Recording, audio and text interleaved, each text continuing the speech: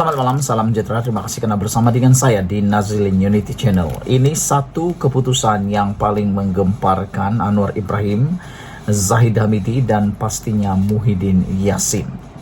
Ini semua apabila diumumkan Anwar Musa lebih 10 bekas pemimpin UMNO sudah isi borang mohon sertai PAS.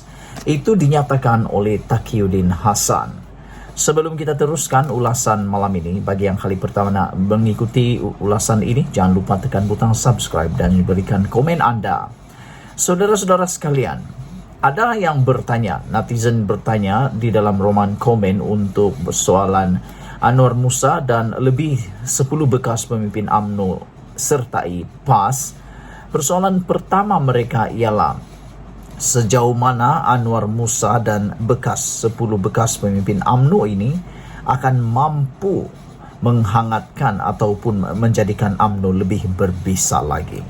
Adakah dengan penyertaan Anwar Musa dan lebih 10 bekas pemimpin UMNO ini akan mampu menumbangkan Zahid Hamidi? Dan pastinya dendam di hati mungkin masih membara. Timbalan Setiausaha Agung Perikatan Nasional PN Datuk Seri Taqiyuddin Hasan mendakwa Tan Sri Anwar Musa antara lebih 10 bekas pemimpin UMNO sudah mengisi borang permohonan menyertai PAS. Beliau yang juga Setiausaha Agung PAS turut memaklumkan pengumuman rasmi mengenai penyertaan bekas ahli Parlimen Ketere yang juga bekas Setiausaha Agung UMNO bersama bekas pemimpin UMNO lain akan dibuat hujung bulan ini.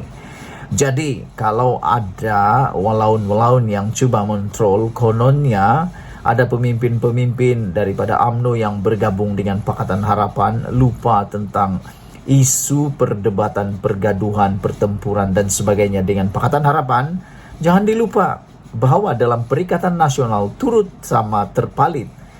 Dalam sebelum Anwar Musa dipecat oleh UMNO dan mahu menyertai PAS ini, kita pun tahu beliau pemimpin UMNO dan seringkali UMNO dikaitkan dengan pertembungan dan juga pergeseran yang teruk dengan PAS. Jadi kalau nak cakap UMNO bersama dengan PH, ini pun sama juga. UMNO yang dulu cuma dah dipecat, bukan lagi hanya tinggal bekas tetapi tetap bersama dengan PAS. Makna kata sama sajalah, 2 kali 5, 10. Beliau yang juga Setiausaha Agung PAS turut maklumkan pengumuman rasmi mengenai penyertaan bekas ahli Parlimen Ketere yang juga bekas Setiausaha Agung UMNO itu bersama bekas pemimpin UMNO lain akan dibuat hujung bulan ini. Pada 1 Mei lalu, Taqiyuddin mengesahkan bekas pemimpin UMNO itu iaitu Anwar Musa sudah memaklumkan hasrat untuk menyertai PAS menyusul selepas bekas ahli Majlis Kerja Tertinggi MKT UMNO Tan Sri Noh Omar mengesahkan akan bertanding pilihan raya PRN di Selangor di bawah tiket Perikatan Nasional. Ini pun jadi isu yang besar juga. Sejauh mana Tan Sri Noh Omar akan mampu memenangi kerusi di Selangor di bawah tiket Perikatan Nasional? Adakah aura beliau sebagai pemimpin UMNO sebelum ini akan mampu juga bertahan di Perikatan Nasional? Adakah beliau akan memenangi kerusi di Perikatan Nasional ataukah beliau akan kehilangan deposit seperti berlaku pada Mahathir Mohamad? Mengenai bekas Ketua Pemuda UMNO, Khairi Jamaluddin pula, beliau berkata, bekas Menteri Kesihatan itu diberikan tawaran istimewa oleh pengerusi Perikatan Nasional Tan Sri Muhyiddin Yassin untuk menyertai bersatu. Persoalannya ialah apakah tawaran istimewa yang ditawarkan oleh pengerusi Perikatan Nasional ini yaitu Muhyiddin Yassin? Adakah Muhyiddin Yassin akan menjadikan beliau sebagai timbalan presiden? Ataupun akan dijadikan Ketua Pemuda Bersatu? Ataupun dia akan diberikan jawatan paling menggeliurkan di Selangor, yaitu Menteri Besar Selangor? Kalau dia menang, adakah dia akan menjadi Menteri Besar Selangor? Namun, harus diingat, Akar umbi yang bersama dengan Khairi Jamaluddin adalah akar umbi daripada UMNO dan Barisan Nasional. Dan kita tahu sekarang ini UMNO sedang meningkat semula, bangkit semula, sedang dalam pemulihan, dan kita boleh nampak betapa penyokong-penyokong lama UMNO mula bangkit dan hidup semula, menguatkan saf dan kekuatan UMNO semula. Jadi sejauh mana Khairi dapat menghayati perubahan itu, dan adakah beliau sanggup untuk mempertaruhkan, memperjudikan masa depan beliau, ataupun beliau akan tetap sabar menanti sehingga beliau diampunkan oleh UMNO sendiri? Kerana saudara-saudara, apapun boleh berlaku dalam dunia politik.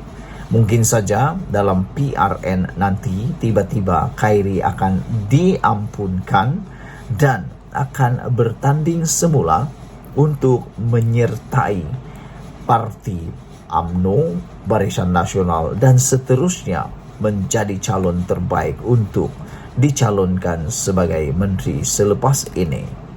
Saudara-saudara sekalian, walau bagaimanapun Khairi Jamaluddin sehingga kini belum lagi memberikan kata putus mau menerima atau tidak, menyertai bersatu atau tidak. Tetapi di dalam satu berita yang baru saya lihat sebentar tadi, Khairi berkata kepada PAS, bolehkah berhenti bercakap tentang Coldplay. Jadi dapat dilihatlah, mungkin ada sesuatu yang Khairi masih tidak setuju sangat dengan pendekatan PAS yang merupakan ahli kompeten dalam Perikatan Nasional. Jadi adakah itu akan menjadi isyarat bahwa Khairi sebenarnya kurang berminat untuk menyertai di Perikatan Nasional? Dan sebenarnya saya sebagai penganalisis politik dan juga pemerhati politik, saya berdoa supaya UMNO dapat memaafkan, mengampunkan, memberi pengampunan kepada Khairi Jamaluddin dalam masa yang terdekat ini, kerana dapat dilihat betapa kuatnya, teguhnya, setianya Khairi terhadap partai UMNO, sehingga beliau masih tidak memilih untuk bersama dengan Perikatan Nasional, bersama juga dengan seorang lagi yaitu Syahrir Hamdan. Beliau mengatakan Khairi juga mahu supaya dia menumpukan perhatian kepada perkara yang lain. Jadi saya mengharapkan sebenarnya Khairi dapat diampunkan oleh UMNO dan menyertai UMNO semula. Saya berharap sebenarnya Khairi satu hari akan datang boleh menjadi presiden UMNO dan dapat membangkitkan semula aura UMNO. Walau bagaimanapun, itu pendapat saya. Apa pendapat Anda semua? Sila tinggalkan komen Anda. Sekian dulu untuk kali ini. Jangan lupa tinggalkan komen Anda. Sila tekan butang subscribe. Malaysia kita punya, kita jaga sama-sama. Cintai Malaysiaku. Kita jumpa lagi. Bye-bye.